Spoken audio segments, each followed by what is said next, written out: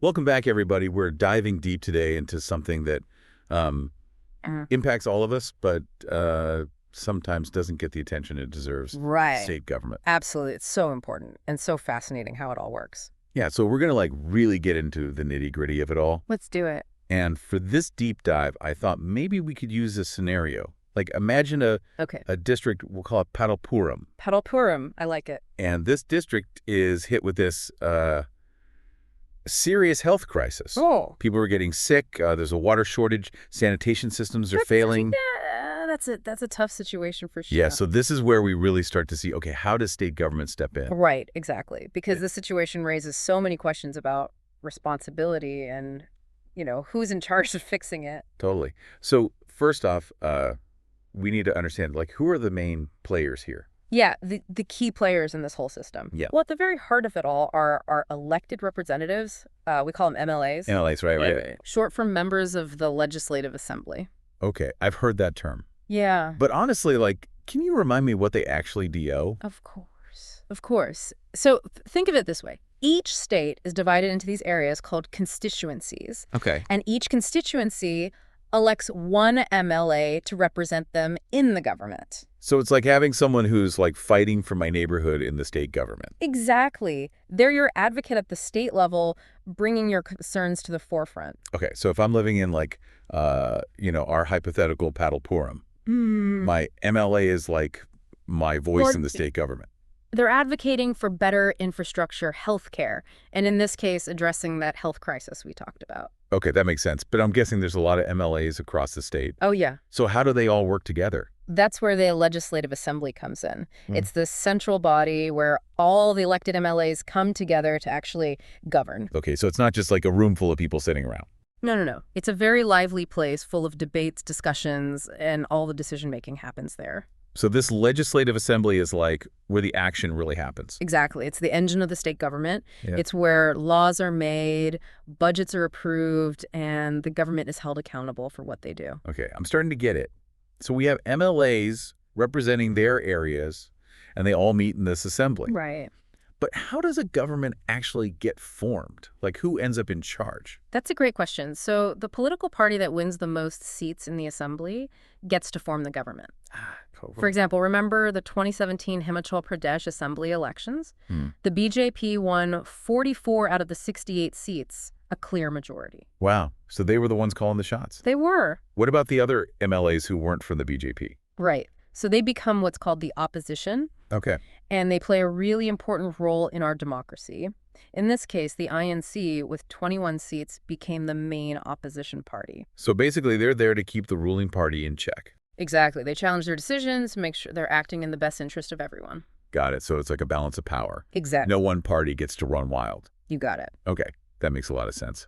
But let's go back to our Padalpuram situation. Okay. Who would be the one person at the top who's responsible for, like, fixing this mess? So in that situation, it would be the chief minister who's chosen by the winning party's MLAs. Okay. And then a chief minister gets to pick other MLAs to be in charge of different departments, like health education. So like a cabinet. Yes, like Okay. a team with the chief minister as the captain. Okay, and each of those ministers has, like, a specific area to handle. Precisely. So with this Padalpuram crisis, I can imagine things getting pretty heated in the assembly. Oh, I'm sure. Can you, like, paint a picture of what a debate on this issue would look like? Okay, so imagine the assembly hall. It's buzzing with energy. MLAs from both the ruling party and the opposition are on their feet. They're voicing their concerns, demanding answers from the government. And you might have an MLA from Padalpuram, describing the suffering of their constituents, Right. questioning why the government hasn't done more. And, like, asking specific questions about what's being done to help. Exactly. They might ask, why isn't there clean drinking water? What about sanitation? What's being done to stop this disease from spreading? Wow. It sounds intense, like a real battle to get things done. It can be, but that's the beauty of a democracy. These debates help make sure the government is listening and taking action. This kind of makes me think, like, if I were the MLA from Padalpuram, what would I be asking? Yeah. What would I be demanding to make sure my people were safe? It's a good question to think about. What would your priorities be in that situation? Definitely. Yeah. So we've talked about the assembly and how it holds the government accountable. Right. But it's not the only part of the government working on this, right? Yeah, exactly. How do they actually put those laws into action on the ground? That's where we get to the executive branch. And they are responsible for taking those laws and policies from the assembly and putting them into action. Okay, so it's like the assembly makes the plans. Yes. And the executive branch makes it happen. Exactly. And remember those ministers we talked about? The ones in charge of each department? Well, they, along with the chief minister, that's your executive branch. Okay, so the executive branch is like the doers, Pretty much. but what's stopping them from just doing whatever they want? Good question. That's where those checks and balances come in that we were talking about before. Okay. The assembly has the power to keep an eye on the executive branch. So they can question what the ministers are doing? Exactly. They can demand answers, ask for updates, and even potentially dissolve the government if they think things are going really wrong. Whoa, so it's like a constant back and forth Absolutely. to make sure no one is getting too powerful. That's the idea. It keeps things transparent and accountable. I remember seeing a news report where the health minister held a press conference after that debate about Padal Puram. What was the point of that? Press conferences are a really important way for the government to talk directly to the public, especially during a crisis. Okay. They can use them to explain what's going on, what they're doing about it, and answer people's questions. So it's like a way to keep everyone informed. Exactly. And for the media to ask tough questions on behalf of the people. So what do they say about Padal Puram? Well, one newspaper report mentioned that they were going to send trucks with clean drinking water right away Oh, good. and distribute things like ORS packets to families who are sick. Okay, so they were taking some concrete steps. Yes. And they also talked about starting a public awareness campaign to teach people how to prevent waterborne illnesses. That makes sense. But it also gets me thinking, how else can people, besides voting, make their voices heard? Yeah, that's a great question, and it leads us right into our next concept, people's participation. So people's participation, what does that even mean? Well, it's exactly what it sounds like. It's how people in a democracy can get involved and make a difference. It's more than just voting. Right, voting is important. Absolutely. Absolutely crucial. What else can people do? Well, one powerful tool is organizing like public meetings or protests. Okay. It's a way for people to come together, raise their voices, and demand action from the government. So like going back to Padal Puram, Exactly. could you imagine residents holding a rally demanding clean water and better sanitation? Yes. That sends a powerful message that they're not going to just sit back and wait for things to happen. It's like saying, hey, we're here, we're watching, and we expect you to do something. Exactly. And nowadays with social media and everything, it's even easier for people to get their message out there. Right, like that rally in Padal Puram could be filmed and shared all over the internet. Exactly. And that puts even more pressure on the government to respond. Really shining a spotlight on the problem. Exactly. So besides protests, what else can people do with the media? Oh, there are so many options. Yeah. You can write letters to the editor of your local newspaper. You can call into radio shows, use social media like Twitter or Facebook. So many ways to make your voice heard. Exactly. It's all about using the tools we have to raise awareness and put pressure on the people in power. And what about working with like NGOs and stuff? Yes.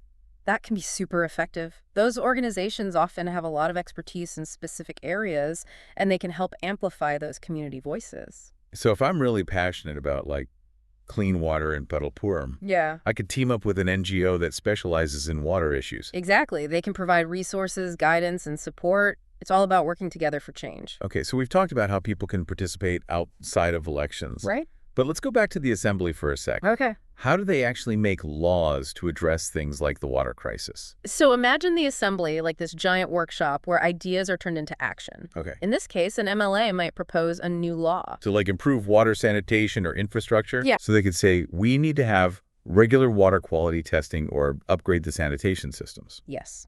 And then that proposal is debated by all the MLAs. They look at the costs, the benefits, how it will affect people. Everything. So it's not just one person deciding everything? No. It's a collaborative process. Everyone gets to weigh in. And then if enough MLAs vote for it, it becomes law. Exactly. But, okay, passing a law is great, but it doesn't magically fix the water crisis. Right, you need people to actually implement it. which is where the executive branch comes in. Exactly. So in this case, it might be the Department of Public Health or the Department of Water Resources. They're the ones who actually make sure the law is carried out. Exactly. They take that law and make it a reality. But what if they don't do their job? Well, remember those checks and balances. The Assembly can make sure the executive branch is doing what they're supposed to. So they can ask for updates, investigate things. Exactly. They can hold them accountable. It's really interesting to see how all these different parts of government work together. Right. Like the MLAs, the ministers, the departments, the media, and of course the people. It's a whole system and everyone plays a part. So it's not just about voting. It's about being active and engaged all the time. Exactly. Democracy is not a spectator sport. Well said.